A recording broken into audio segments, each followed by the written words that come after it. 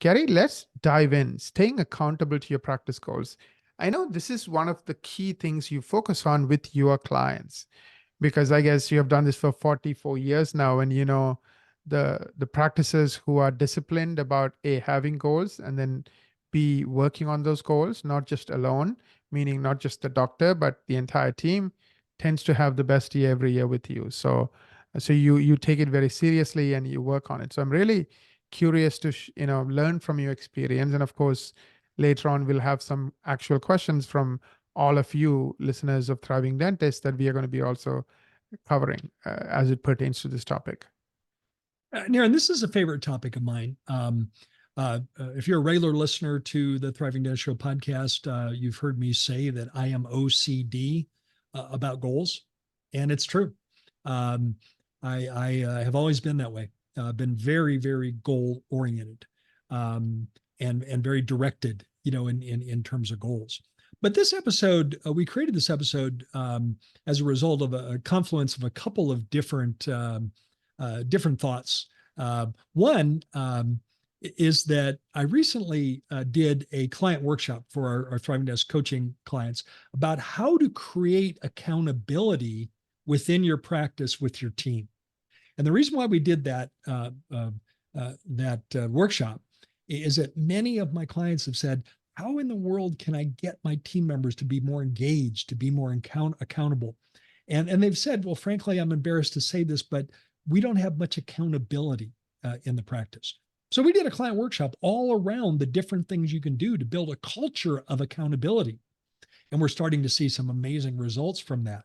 So it was that event that we did with our clients about accountability. And that was specifically about creating accountability for our team members.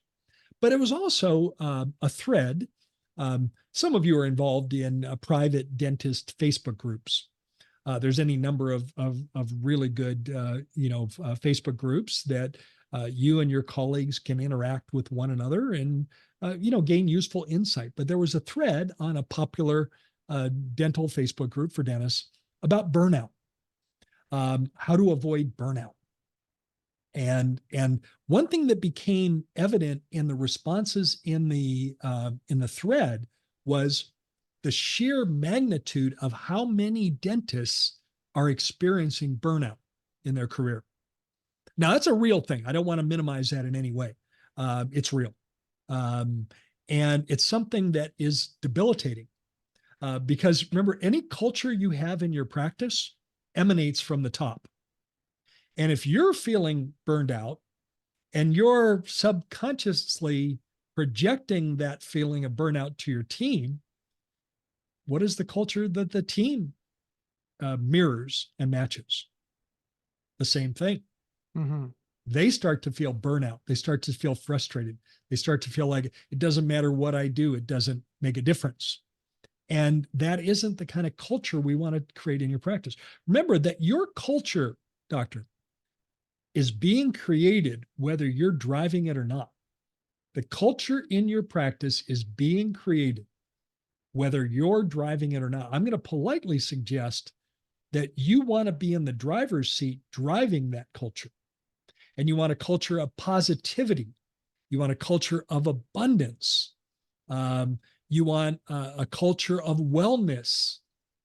You want a culture of service in your practice where it is noble to be of service to others. And you want to be a helpful culture in your practice. Would you agree with those elements, Naren? Absolutely, Gary. I totally do. And I'm going to politely suggest that you also want to create a system of accountability where you and your team members are accountable.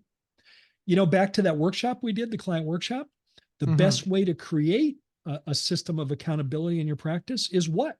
Is to be accountable yourself. Because now you're providing the role model. Let's think about it on a very different context. If you want in your family, if you want to foster good habits or good food habits, good fitness habits, the best way to do that for our kids is to model those for our kids. As the father of four kids, they're adults, and now 5 grandchildren, we want to model the concept of good health, good food patterns, good fitness patterns. And we're hoping that that, sticks with our kids and in the case of the family, with our kids and grandkids. So the best way for you to model accountability and to ask your team members to be accountable is for you to be accountable yourself. And many times doctors come right out of the gate, right out of dental school and into a practice setting, and they're very goal oriented. But over time, life can kind of hit some speed bumps, and all of a sudden that ambition can sort of disappear. And it can result in the feeling of burnout. I think one of the best ways to avoid burnout is to always have things we're working toward. Always have things we're working toward. My grandmother taught me that. And she did it in a very subtle way. It was never a lesson, but she always had me looking forward to something in the future. There was always something I was looking forward to. And I believe that's where my natural tendency towards goals was further developed. Does that make sense, Aaron? Yes, Gary. She always had me looking forward to something. And that became a driving force in my life that is true today.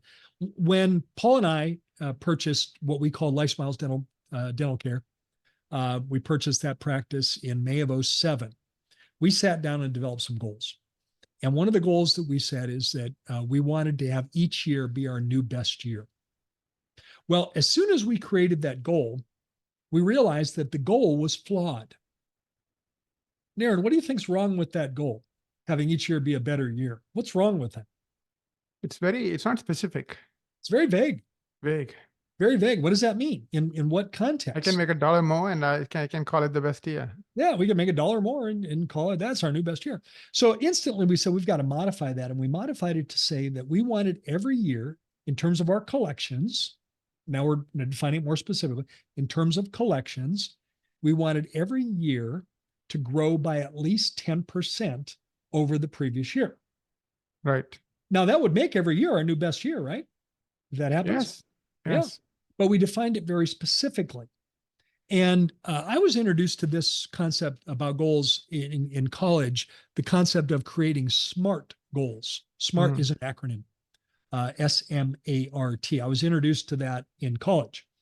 And it was something that stuck with me because it allowed me to get more specific with goals. Let me walk you through. I think any goal we create in your practice needs to fit the SMART acronym. And so let me walk you through that. SMART. S means specific. It has to be something very specific, not vague and abstract. Like, I want to have a better practice. I want to have a better practice does not meet the goal of specific, because it's not in regards to what. So number one, S needs to be specific. Number two, it needs to be measurable. It needs to be something we can measure. Peter Drucker famously said, if you can't measure it, you can't manage it. Can't measure it, you can't manage it. And to some degree, all of us has to put on the manager's cap and manage your practice. So second, it needs to be measurable, something we can measure. Number three, it needs to be attainable. And this is where the art and science of setting goals blend together. Because the art and science of that, in my opinion, is a goal should be a stretch over where you currently are. It should require a little bit extra effort, a little bit of a stretch, but not so much that people deem it as unrealistic. What do you think about that, Aaron? I agree. I think if people think it's unrealistic, they're just going to give up on it. They throw in the towel subconsciously. Yeah. Oh, that's ridiculous. That's not realistic. But it should be a stretch. We shouldn't have a goal that's easy. Again, my grandmother famously said, Gary, don't go for easy, go for worthwhile. Well, she was right. Right. So it needs to be a stretch, but it needs to be within the realm of something that people can categorize as realistic. R, it needs to be relevant. It needs to be something that is relevant to the greater purpose of your practice. Something that's relevant. If we're out doing something that doesn't apply, then it's not worth our effort. So it needs to be relevant. And then finally, it needs to be time bound. And the simple way to determine if any of your goals are time bound, it's by when. So, that goal of growing by at least 10% in collections every year is time bound because it has the definition of a year, of a calendar year, January 1st to December 31st. It's time bound. So any goal that you have in your practice, I would suggest that you run it through the filter of, does this meet the SMART acronym, SMART?